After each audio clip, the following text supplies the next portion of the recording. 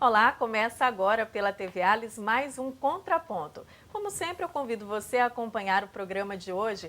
Nós vamos falar sobre o ensino religioso nas escolas. Desde já eu agradeço a disponibilidade e presença de nossas convidadas, a gerente de ensino fundamental da Secretaria de Estado da Educação, Edna Rossim, e a irmã Rita, que faz parte do Conselho de Ensino Religioso do Espírito Santo, o CONERES.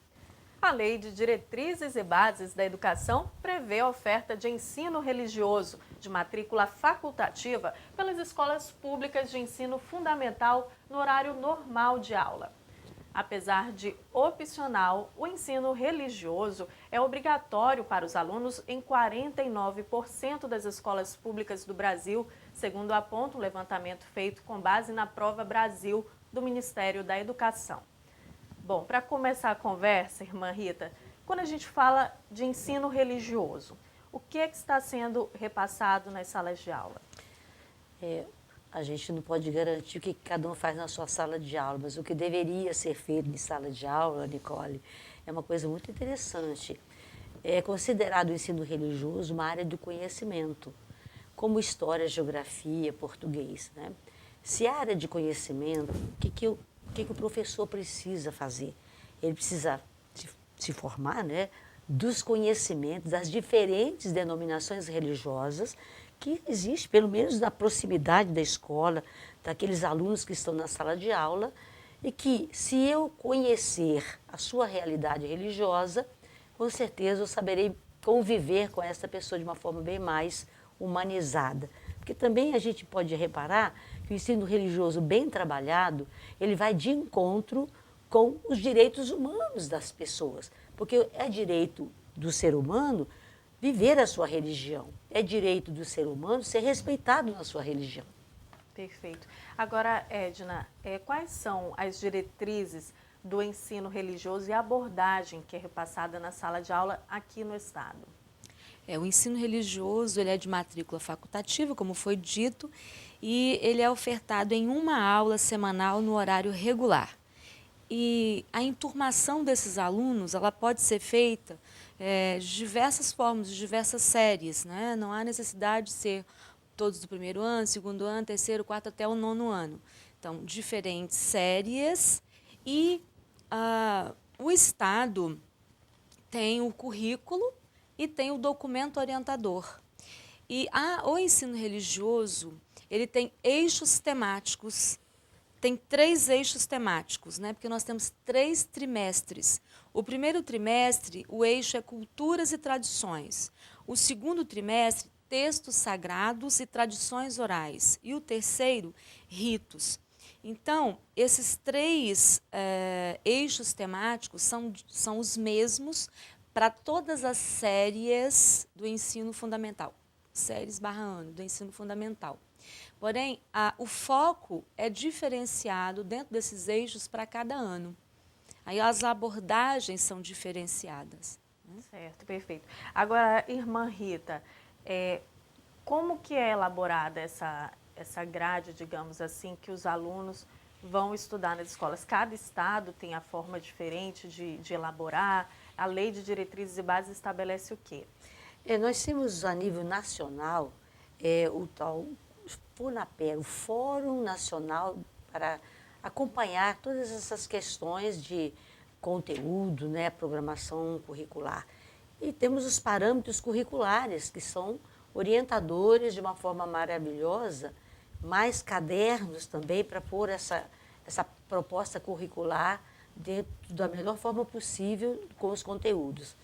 Aqui no estado, eu fui participante de um momento interessante, quando a gente terminava o tempo de uma pequena comissão chamada CIERES, porque ela, desde 72 até 90, 75, por aí, 80, nós tínhamos uma comissão que trabalhava essa questão, porque se sabia que nós tínhamos uma diversidade religiosa dentro de sala de aula. Então, pelo menos aquelas denominações que quiseram, começaram a pensar o que fazer que possa atingir a todos, sem discriminar ninguém. Porque também o campo ainda era meio curto de ser entendido. Depois sim que nós chegamos àquela questão do interreligioso. Então, nós tínhamos, na época da República, uma escola pública que tinha o ensino religioso confessional. Traduzindo para as pessoas. Cada pessoa, cada escola no país podia dar o conteúdo de uma denominação religiosa. Ou catolicismo, ou católico, protestantismo. Então, havia uma heterogeneidade, mas todo mundo dentro da sala de aula tinha que estudar a mesma coisa. E por conta da nossa colonização, exatamente, predominava o catolicismo. Desde que isso foi percebido, que a gente, assim, invadia o espaço do respeito aí das pessoas, aí se pensou no confessional, aliás, no CIERES, que era uma comissão de só denominações cristãs. Mas se você olhar só a denominação cristã, nós temos também uma heterogeneidade de igrejas cristãs, que pensam um pouco diferente, o conteúdo mesmo sagrado, da Bíblia Sagrada, né, dos evangelhos, a forma de interpretar textos bíblicos difere de uma igreja de outra. Então nós continuávamos com o mesmo impasse do desrespeito. Por isso que nós passamos a trabalhar uma forma de pensar no interreligioso, que é então, o FONAPER, que rege isso no Brasil inteiro. E aí isso congrega desde essas denominações cristãs. E não cristãs. E não cristãs budismo, também. Hinduísmo, espiritismo, candomblé, as religiões afros, né? As religiões indígenas também. Contemplamos essa variedade de jeito de se relacionar com o transcendente, que é isso que se quer dar uma resposta. Porque o ser humano, ele não é só intelecto, ele é sentimento também. E ele traz em si uma cultura. Se ele traz uma cultura carregada de sentimento e de tradições que podem ajudá-lo a ser pessoa melhor, ou uma resposta para a sociedade ser uma sociedade melhor, por que não a conhecer isso no outro, né? E valorizar isso no outro? E todo mundo tem uma riqueza imensa, independente do que seja a sua denominação religiosa. Edna, existe alguma formação específica para os professores que trabalham a disciplina de ensino religioso? Sim, eles devem ter um curso superior em qualquer área, porém acrescidos de um pós-graduação. E aí entra a função, né, do conselho também, que é de referendar esses cursos. Então, eles têm um amparo federal para analisar esses certificados expedidos por essas instituições que ofertam pós-graduação, para dizer está apto ou não a trabalhar nas nossas escolas.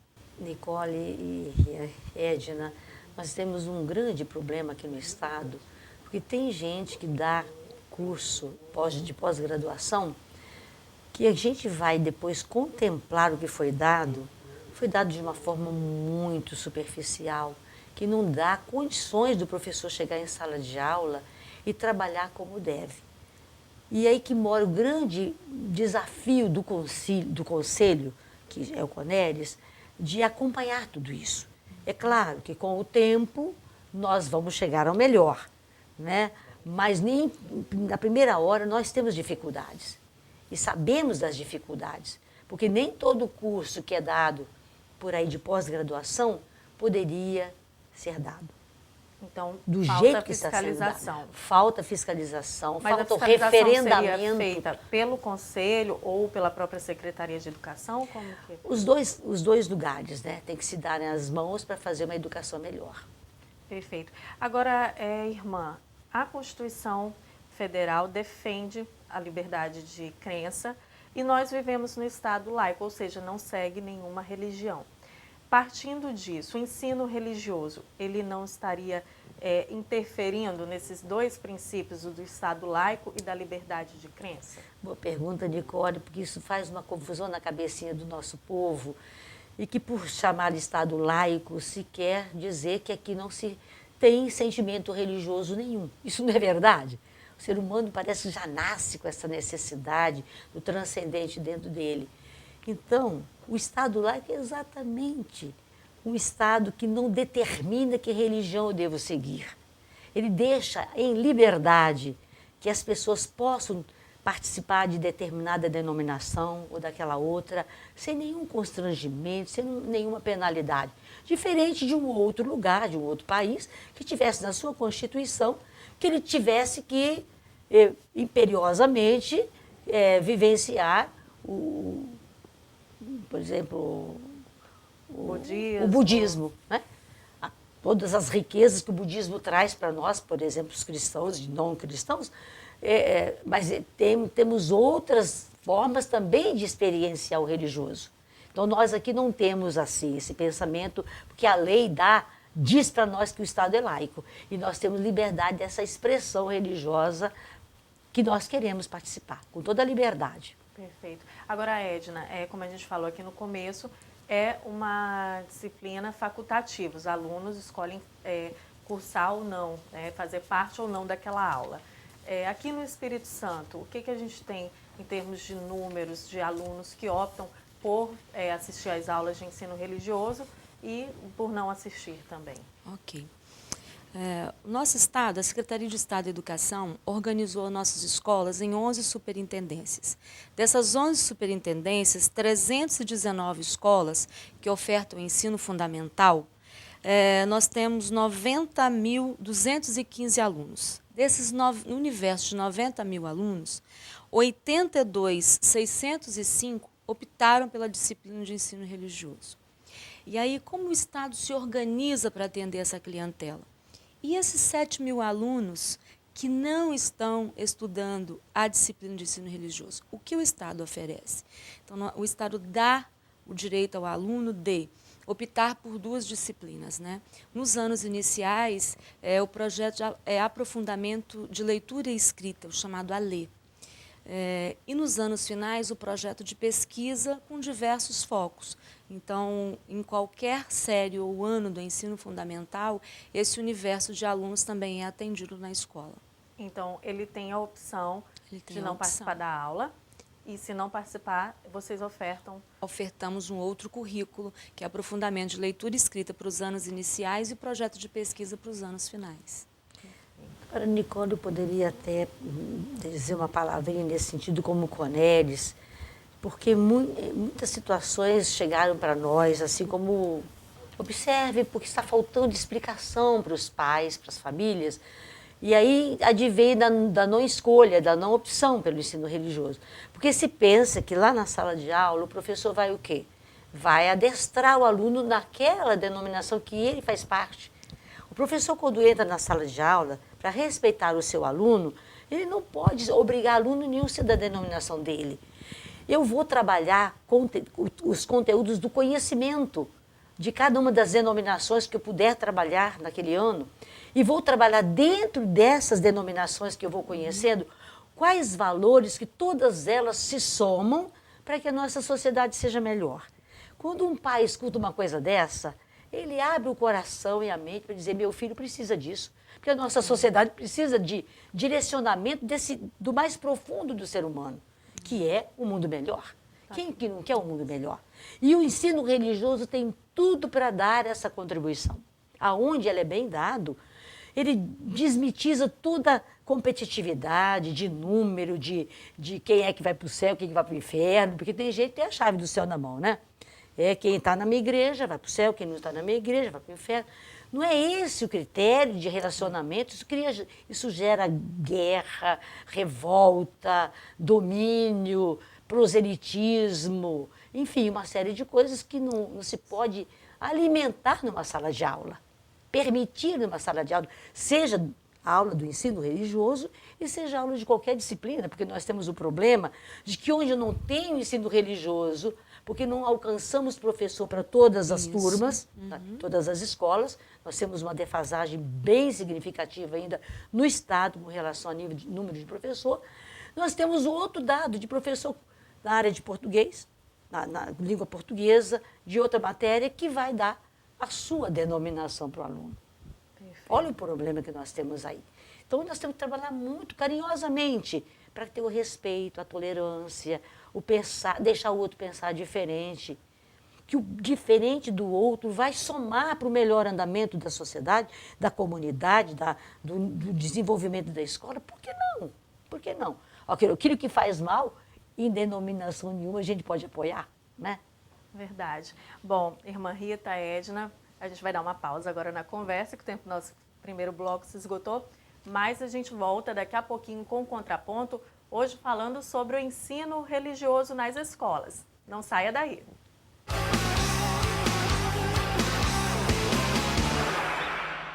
Estamos de volta com o Contraponto, hoje falando sobre o ensino religioso nas escolas. Participam com a gente a gerente de ensino fundamental da Secretaria de Estado da Educação, Edna Rossim, e a irmã Rita, que faz parte do Conselho de Ensino Religioso do Espírito Santo, o CONERES. Bom, Edna, em relação a essa questão, a gente encerrou o primeiro bloco falando sobre a importância da orientação para os pais sobre o ensino religioso. Alguns têm ressalvas porque ele acredita que a denominação, a religião que ele segue não está sendo abordada da forma como ele acha, enfim.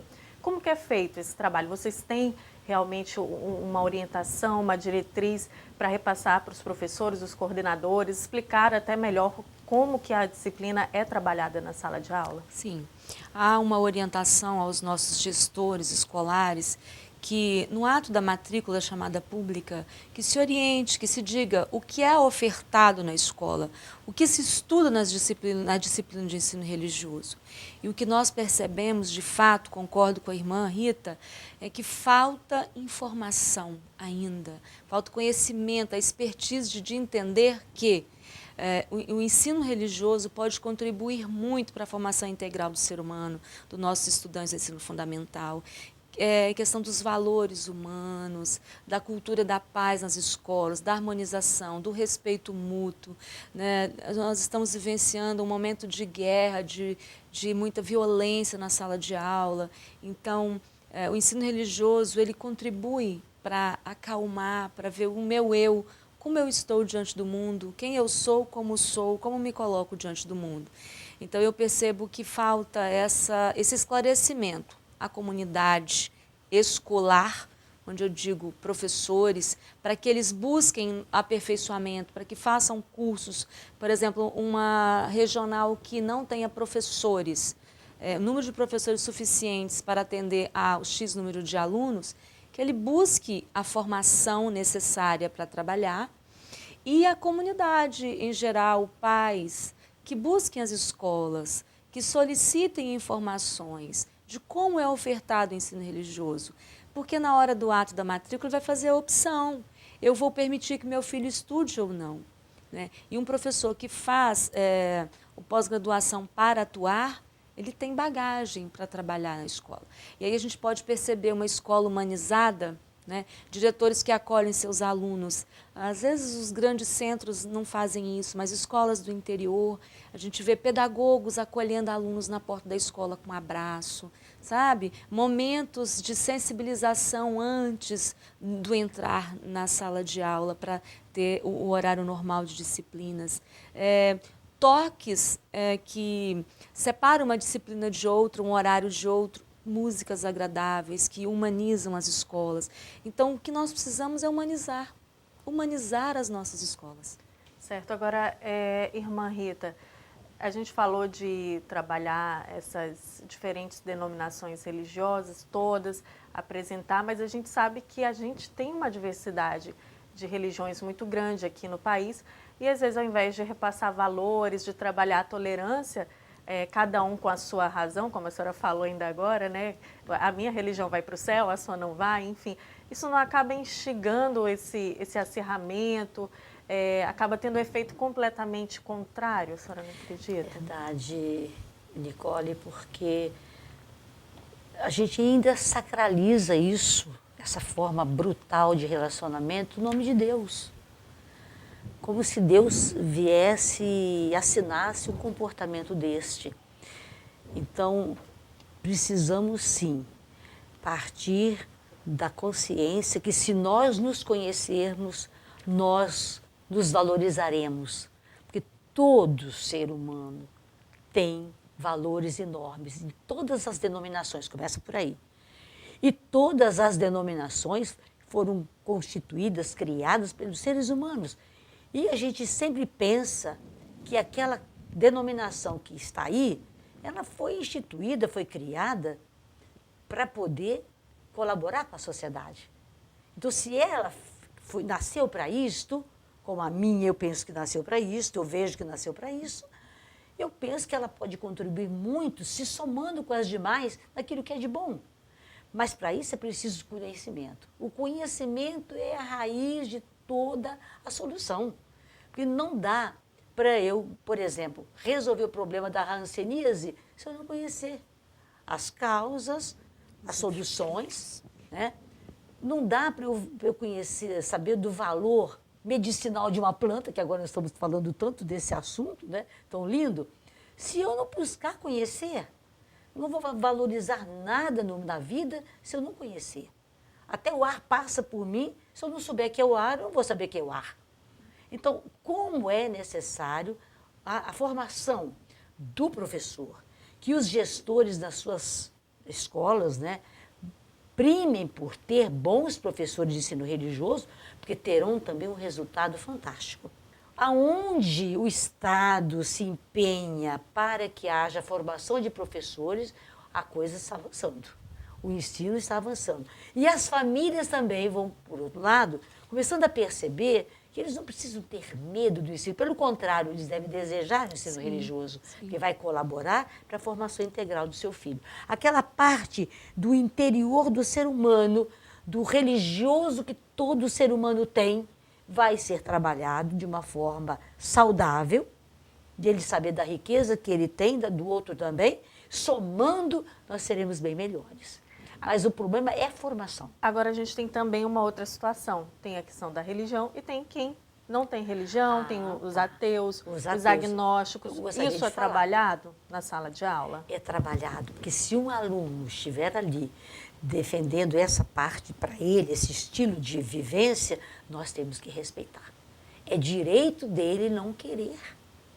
Se ele nasceu, eu fico pensando sempre assim, meu Deus, uma criança nasceu no berço cristão. Como que alguém pode chegar para essa criança que foi formada assim e dizer que ele não está vivendo direito com isso? Ele pode redimensionar a prática religiosa dele, que é diferente. Às vezes o conteúdo é perfeito, mas a nossa prática não combina com aquela formação que vem das nossas orientações maiores de Deus, no caso de Cristo, que é o cristianismo, né? Ou o budismo. Aí, o importante é de fazer uma diferença. O que é o erro que está se fazendo aqui? É da minha parte ou da parte do conteúdo que eu estou recebendo? Tem que fazer uma diferenciada nisso, né? Sim. E estudar o conteúdo de cada denominação vai te fazer ver essa diferença. Agora, Edna, o ensino religioso aqui no Estado consegue realmente contemplar essa diversidade de denominações religiosas que a gente tem, com base aí no acompanhamento que vocês devem fazer? Sim. Aí eu volto a dizer do documento orientador das diretrizes, né, curriculares para o ensino fundamental na disciplina de ensino religioso, que os eixos são os mesmos eixos. Então, o foco desses eixos são diferentes de acordo com o nível desses alunos. Vamos pegar aqui um exemplo da 7ª série, por exemplo, porque aí a gente vai ver que o conteúdo é mais abrangente, né? Então, vamos pegar aqui, 5ª série. Quando o eixo de cultura e tradições religiosas, ele já vai estudar a filosofia da tradição religiosa, o diálogo interreligioso e a cultura da paz. E aí o outro eixo, que é a teologia, ele vai estudar a busca do sentido da vida nas tradições religiosas. Olha quanta riqueza. Continuando ainda, texto sagrado. Para não perder a oportunidade. Tá. Essa questão da teologia, eu sou formada na teologia da minha igreja, outro da outra igreja dele. Aquela teologia é para a igreja, não é para a sala de aula. Isso. Ela pode até na hora de eu me formar como professor de ensino religioso me ajudar. Mas ela não tem pode que ser adaptada. Nem digo adaptada. Ela tem que ser alguma coisa que pode, em determinados momentos, elucidar conteúdo, elucidar comportamentos até. Mas ela não pode ser aplicada. Porque, por exemplo, eu, católica, eu fiz uma teologia católica. O outro fez uma teologia anglicana. Sim. Como que eu vou querer implantar a minha teologia na sala de aula, eu vou contradizer toda a questão do interreligioso. Sim. Porque eu estou tanto trabalhando para que seja interreligioso. Por isso que o foco da teologia é a busca do sentido da vida nas tradições religiosas. Olha, o foco é esse. É bem diferente, bem do que doutrina, do que o conceito de Deus que cada uma tem, né? É. E aí, ainda no terceiro eixo, no primeiro trimestre da quinta série, textos sagrados e tradições orais. O que vai focar isso? Acontecimentos religiosos importantes na história da humanidade e que se tornaram tradições. Um segundo eixo, que seria o rito. Ritos mais importantes significativos nas tradições religiosas, os símbolos dessas tradições. Depois, os limites éticos. Aí entra a ética, os conceitos morais, aí não dentro seria, das tradições. Por exemplo, o caso de ser um ensino filosófico, ético, abordando isso tudo, até porque acho que o nome teria um caráter menos voltado para esse lado da religião. Não seria uma questão de adaptar a disciplina? O nome do ensino, para dar ensino religioso, a matéria, o curso é dado assim, ciência da religião. Ciência. O curso, por exemplo, que vai ser aberto na Universidade Federal do Espírito Santo, se Deus quiser, de 2005 para 2015 para 2016, a preparação está se fazendo lá. A partir de uma situação muito interessante que aconteceu, eles viram a necessidade de fazer um curso especial, graduação. Nós precisamos de professor graduado em ensino religioso, não só pós-graduação. Pós-graduação muito pequena ainda. Uma coisa mais longa. Eu me lembro, por exemplo, na minha época de escola, quem me dava aula do ensino religioso era um padre. Então, eu acredito que antes eram, inclusive, as pessoas ligadas à religião. A sua religião. Aí dava aquela que ele tinha. A não ser que esse padre, ou esse pastor, aquela outra pessoa que deu, tivesse uma formação mais ampla e considerasse com muito carinho e respeito qualquer um que fosse diferente ali. Espero que tenha sido para você. Um pouco, mais ou menos. Bom, gente, a gente está chegando ao final do programa. Eu vou deixar esses minutinhos finais para vocês fazerem as considerações. Começar pela Edna. Vamos lá, Edna, essas considerações. Sim, o que nós desejamos é que todos os nossos alunos optem pela disciplina de ensino religioso, porque ao se deparar com disciplinas curriculares focadas na língua portuguesa, na matemática, nas ciências, que ele veja que o ensino religioso venha para contribuir à sua formação, sua ética, seus valores humanos, ser uma pessoa melhor. Se eu trabalhar os 4 pilares da Unesco para a educação, eu vou entender ser uma pessoa melhor, aprender a ser, a conviver, a fazer, né, e a conviver com isso. Então, quando eu aprendo a conviver com as minhas dificuldades, com as minhas limitações, fica mais fácil conviver com o outro. Perfeito. Irmã Rita? Eu fico sonhando, porque desde 72 nós estamos nessa luta com o CIERES, aquela comissão, mas que fizemos muita coisa, porque naquele momento era o religioso ainda só cristão que estava se movendo, mas com a necessidade de se ampliar, como a gente viu mesmo depois em 97, a criação do interreligioso. E que no estado do Espírito Santo, sobretudo, um estado tão pequeno, que não haja uma escola, que não tenha o professor formado para ensino religioso da forma da lei, mas não com uma pós-graduação só, ou com qualquer pós-graduação que às vezes aparece por aí, mas com aquele curso que a universidade está preparando aí, e que haja graduação, pós-graduação e o doutorado, que nós temos aqui pertinho de nós, gente fazendo isso. Não precisamos de longe, não. Minas Gerais já tem. Então, nós podemos aprender o bom exemplo dos vizinhos, né? Com certeza. Bom, gente, mais uma vez, obrigada. Edna Rocin, gerente de ensino fundamental da Secretaria de Estado da Educação. Irmã Rita, que é integrante do Conselho de Ensino Religioso do Espírito Santo, o CONERES. Obrigada pela participação de vocês. Obrigada também você de casa que acompanhou o Contraponto de hoje. Nós falamos sobre ensino religioso nas escolas, mas você também pode mandar sua sugestão, crítica, basta enviar um e-mail para tvales.es@gmail.com e você também pode assistir aos Contrapontos no YouTube. Basta procurar lá o nosso canal, é o ALES Comunicação, sem acento e sem cedilha.